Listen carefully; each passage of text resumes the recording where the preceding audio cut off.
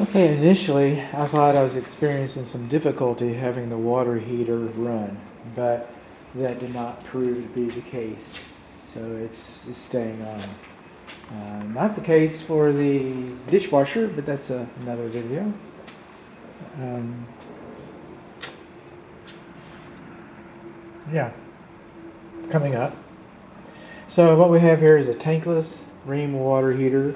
This is our thermostat over here. We got it set to 120 Fahrenheit. I'm supposing it's Fahrenheit. Let's see. Nope. No, I'm not. Okay, it's Fahrenheit. I don't know what I'm doing. GFCI protected, that's fine. That's where I was having my first bit of confusion. This is the pressure relief valve. This is an 8-year-old system. I'm not going to operate an 8-year-old pressure relief valve. Now,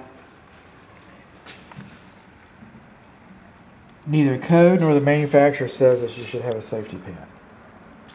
But a safety pan might be required if you would want to install this correctly. The pressure relief valve is supposed to have a vacuum breaker in the same room with the water heater. And to do that, this safety pan. Up here, this is a Lamborghini. This is a high efficiency water heater. Okay? It extracts so much heat that I can touch this. I've been running this and I can touch it. Okay? It still expels exhaust and other noxious gases, but it captures all the heat that we have, that we've created, that we paid for, and it puts it into the water. And to capture that much heat, it's a distillation process. It's like a still. And what it distills out of our public water system is acidic water. Okay? Acidic distillate. And this is a port to take the acid out. Okay, the acid rain, the acid distillant. Okay, that's a port to take it out. But we have port's capped because you don't have to have a condensate drain line on every installation. This installation requires one. So if it's not leaving by another means, then the acidic condensate goes back through the heat exchanger and corrodes it and causes it to fail prematurely. So I can't give you an exact expiration date, but the whole idea is that we want our equipment to last as long as possible.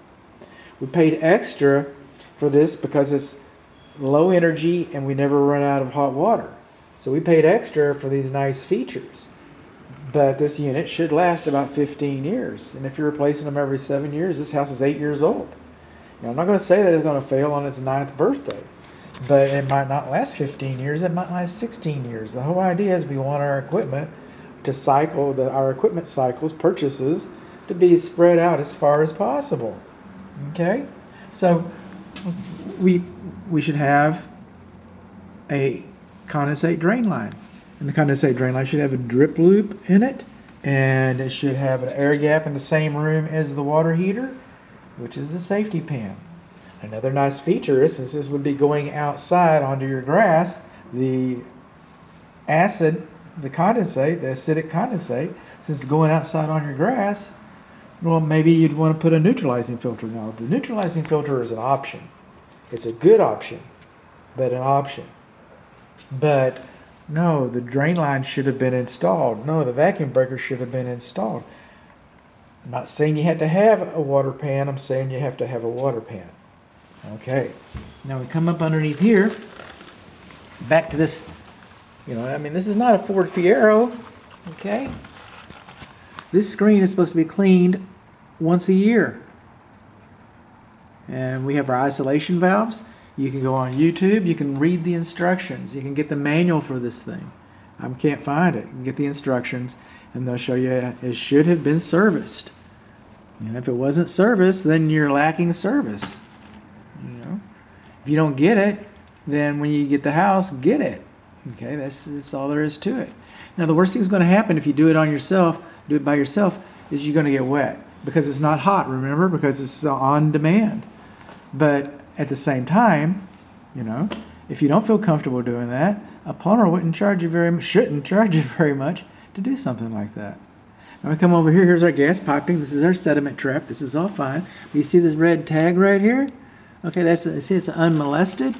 Now, Ream knows that this is going into a house, and houses have low pressure gas, and they know about how much is in residential, and it's preset, like spark plugs come for your car or your lawnmower or your chainsaw, they're preset. But your daddy always said, don't go by the factory settings, get your feeler gauges out there and set the gaps on your spark plugs yourself.